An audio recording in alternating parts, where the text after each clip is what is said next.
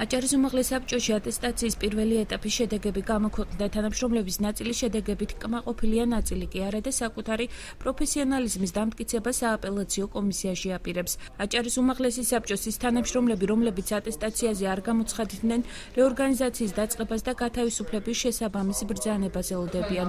ნინო გრძელიძე საკუთარი სიმართლის დამტკიცებას მომავალშიც აპირებს. პირველად ახალი სტრუქტურა უნდა მოქმედდეს, რომელიც დამტკიცებულია უკვე და იმის მიხედვით გადანაწილდება ეს ადგილები და სავარაუდოდ ალბათ მეც რა თქმა უნდა გამდინარე იქიდან რომ შედეგი ატესტაციის მივიღე რომ არ ექვემდებარება დაკავებულ თანამდებობას, ალბათ მომცემენ გაფრთხილებას ველოდები ამას. იურიდიულმა განყოფილებამ გადმოგცა საატესტაციო ფურცელი, რითაც დადასტურდა რომ შევესაბამებით ჩვენს დაკავებულ თანამდებობას, რა თქმა უნდა შედეგებით კმაყოფილი ვართ, ატესტაციამ ჩაიარა ნორმალურ საქმიან ატმოსფეროში. ამ შედეგს ნამდვილად არ ველოდებოდი. მე ამის გამო დავწერე განცხადება და საპრეზიდენტო კომისიაში შევიტანე განცხადება. დაველოდები საპრეზიდენტო კომისიის განხილვას. მაგრამ შედეგი რა იქნება შედეგი. ამ დროისათვის 27 თანამშრომლიდან დაკავებულ თანამდებობას არ შეესაბამება 2, ნაწილობრივ შეესაბამება 9 და შეესაბამება 15.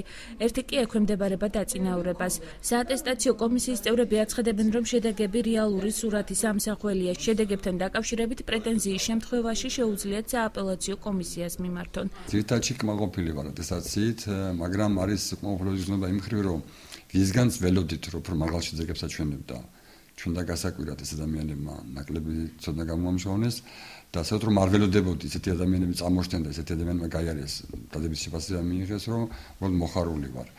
მაგრამ მიუხედავად ამისა მე ვთვლი რომ შეიძლება ზოგიერთი ის 8 კაცი რომელმაც ვერ მიიღო კარგი შეფასება ეს არ იყო მათი ცოდნის ბრალი, იმიტომ რომ მე შევამჩნიე გამოსტაზე 1-2 ესეთი ნერვიულობდნენ, ძალიან ნერვიულობდნენ. ვფიქრობ, ატესტანტებს ჰქონდათ ნორმალური სიტუაცია იმისათვის, რომ თავისი ცოდნა და გამოცდილება გამოევლინათ და ეჩვენებიათ კომისიას. ატესტაციის პირველ შედეგებთან დაკავშირებით კომენტარი გააკეთა არასამთავრობო ორგანიზაციის წარმომადგენლებმაც. გადავამოწმეთ, ხომ არ იყო იმ პირებს შორის, რომლებიც დაუშვათ რომელმაც ვერ გადალახეს ატესტაცია ისეთები, რომლებსაც პოლიტიკური ნიშნით მოხდა დაუშვათ შეკითხვების დასმა, ან განსაზღვრელი იყო პოლიტიკური შეკითხვები და არა პროფესიული, რომელიც კი ისმებოდა, თუმცა ჩვენ ვთვლით, რომ რაღაც ნაწილი მათგან იყო მიუღებელი. იმ შემთხვევაში თუ კი ატესტაცია გავლილი თანამშრომელი საკუთარ პროფესიონალიზმს დაამტკიცებს, შესაძლოა დაკავებულ თანამდებობაზე დარჩეს ან დაწინაურდეს.